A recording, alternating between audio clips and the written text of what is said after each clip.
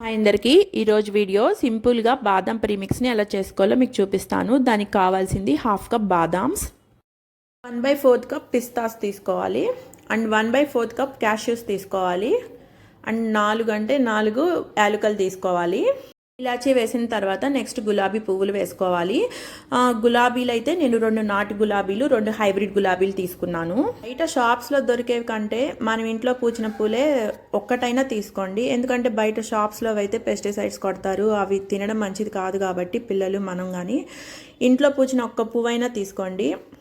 గులాబీ పువ్వులు ఖచ్చితంగా వేయాలా ఈ బాదం ప్రీమిక్స్లో అని మీరు క్వశ్చన్ వేస్తే దానికి ఆన్సర్ ఏంటంటే ఖచ్చితంగా తీసుకోమని చెప్తాను. కనీసం ఒకటన్నా తీసుకోండి, నాటు గులాబీయే తీసుకోండి. తీసుకునేది ఒకటైనా. వీలైనంత వరకు ఫ్లేమ్ని బాగా లో ఫ్లేమ్లో పెట్టేసుకొని ఇలా డ్రై రోస్ట్ చేసుకోండి. నేను చూశారు కదా అక్కడ గ్యాస్ ఆన్లోనే ఉంది, ఫ్లేమ్ కూడా బాగా లో ఫ్లేమ్లో ఉంది. నేను చేతితో కలుపుతున్నానంటే అర్థం చేసుకోండి ఎంత హీట్ తక్కువ ఉంటే కానీ నేను చేతితో కలుపుగలుగుతున్నాను. ఇంకా డ్రై రోస్ట్ అయితే అయిపోయింది. డ్రై రోస్ట్ అయిపోయిన తర్వాత ఒక ప్లేట్లోకి తీసేసుకొని బాగా చల్లారనివ్వండి.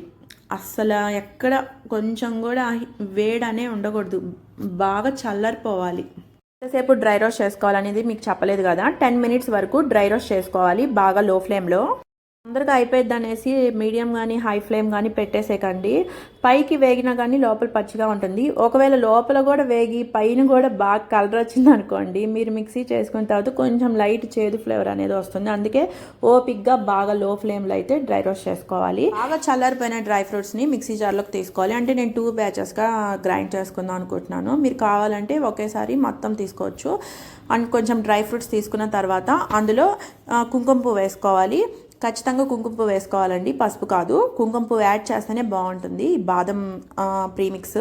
నేనైతే పంచదార బదులుగా పటిక బెల్లం తీసుకుంటున్నాను. మీరు కావాలంటే తాటి కలాకండ్ కూడా తీసుకోవచ్చు. చూసారు కదా, మొత్తం వేసిన తర్వాత మూత పెట్టేసి జస్ట్ ఒక 2 మినిట్స్ గ్రైండ్ చేసుకుంటే సరిపోతుంది. 2 మినిట్స్ కంటే ఎక్కువ గ్రైండ్ చేసుకున్నారనుకోండి, డ్రై ఫ్రూట్స్లో ఉండే ఆయిల్స్ అన్నీ రిలీజ్ అయ్యి బాగా ముద్దగా అయిపోతుంది ఈ ప్రీమిక్స్ అనేది. అందుకే జస్ట్ ఒక 1.5 కానీ 2 మినిట్స్ కానీ సరిపోతుంది గ్రైండ్ చేసుకోవటం. నేను 2 బ్యాచెస్గా గ్రైండ్ చేసుకుంటున్నాను చెప్పా కదా, అందుకే మళ్ళీ సేమ్ అదే మిక్సీ జార్లో మళ్ళీ డ్రై ఫ్రూట్స్ అని పటిక బెల్లం తీసేసుకొని మళ్ళీ గ్రైండ్ చేసుకుంటున్నాను. ఫస్ట్ గ్రైండ్ చేసుకున్న బ్యాచ్లో అయితే నేను ఎక్కువగా సాఫ్రాన్ వేసుకున్నాను కాబట్టి ఈ సెకండ్ గ్రైండ్ చేసుకున్న దాంట్లో ఇంకా సాఫ్రాన్ అనేది వేసుకోలేదు. చూసారు కదా, ఇలాగా గ్రైండ్ చేసుకున్న దాన్ని ఒక బౌల్లోకి తీసుకుని మీకు చూపిస్తున్నాను ఎలా ఉందనేసి. అసలు స్మెల్ అయితే అదిరిపోతా ఉంది. బాదం ప్రీమిక్స్ని ఎలా కలుపుకోవాలో చూసేద్దాం. కొంతమందికి వేడిగా తాగటం ఇష్టం, కొంతమందికి చల్లగా కూల్గా తాగటం ఇష్టము. ఇంగ్రీడియంట్స్ లిస్ట్ మొత్తం డిస్క్రిప్షన్లో ఇస్తాను, చెక్ చేయండి. బాదం ప్రీమిక్స్ని ఎలా మిక్స్ చేసుకోవాలంటే మనం ఇన్స్టెంట్ బ్రూ కాఫీని ఎలా మిక్స్ చేసుకుంటామో సేమ్ ఇంకంతే. దీంట్లో స్పెషాలిటీ ఏం లేదు. చూసారు కదా, నేను ఒక గ్లాస్లోకి 2 టేబుల్ స్పూన్స్ పౌడర్ తీసుకున్నాను, వేడి పాలు పోసుకుంటున్నాను. కావాలంటే ఇలా వేడిగా తాగొచ్చు, లేదంటే ఫ్రిడ్జ్లో పెట్టుకొని చల్లగా తాగేసేయండి, చాలా బాగుంటుంది. ఫస్ట్లో మనం డ్రై రోస్ట్ చేసుకున్న డ్రై ఫ్రూట్స్లో 2 పిస్తాస్ 2 బాదామ్స్ తీసి పక్కన పెట్టేశాను. మీ దగ్గర ఇలా డ్రై ఫ్రూట్ క్రషర్ ఉంటే క్రషర్లో వేసుకోండి, లేదంటే సన్నగా చాప్ చేసుకోండి డ్రై ఫ్రూట్స్ని. ఎప్పుడైనా బాదం పాలు తాగేటప్పుడు మధ్య మధ్యలో డ్రై ఫ్రూట్స్ తగులితేనే చాలా బాగుంటుంది. కాబట్టి మీరు ఇలా పాలు కలిపినప్పుడు డ్రై ఫ్రూట్స్ చాప్ చేసన్నా వేసుకోండి, లేదంటే ప్రీమిక్స్ మనం రెడీ చేసుకున్నాం కదా అప్పుడే ఇలాగా డ్రై ఫ్రూట్స్ని చాప్ చేసుకుని మొత్తం ఒకేసారి కలిపి పెట్టేసుకోండి.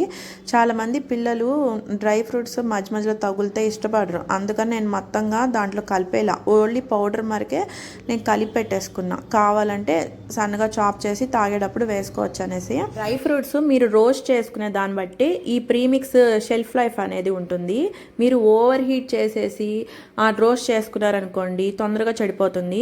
అదే బాగా లో ఫ్లేమ్ పెట్టి రోస్ట్ చేసుకున్నారనుకోండి పప్పుకి లోపల కూడా బాగా మంచిగా వేగి షెల్ఫ్ లైఫ్ అనేది కొంచెం ఎక్కువ రోజులు ఉంటుంది. చక్కగా గ్లాస్ కంటైనర్లో స్టోర్ చేసుకొని ఈ పౌడర్ని ఫ్రిడ్జ్లో అన్న పెట్టుకోండి, లేకపోతే బయట అన్న ఉంచుకోండి. ఫ్రిడ్జ్లో పెడితే 3 months నిల్వ ఉంటుంది, బయట పెడితే 20 days నిల్వ ఉంటుంది. బయట షాప్స్లో అయితే కెమికల్స్ కలుపుతారు కాబట్టి బయట ఎన్ని రోజులైనా నిల్వ ఉంటుంది, ఫ్రిడ్జ్లో పెట్టక్కర్లేదు. అదే మనం కెమికల్స్ కలపం కదా, ఫ్రిడ్జ్లో పెడితే చాలా రోజులు నిల్వ ఉంటుంది, బయట పెడితే తొందరగా చెడిపోతుంది. అందుకే 20 days వరకే నిల్వ ఉండిద్ది అని చెప్పాను బయట పెడితే. అండ్ మీకు ఈ వీడియో నచ్చినట్టయితే సబ్స్క్రైబ్ పక్కన బెల్ ఐకాన్ని టచ్ చేయండి, లైక్ చేయండి.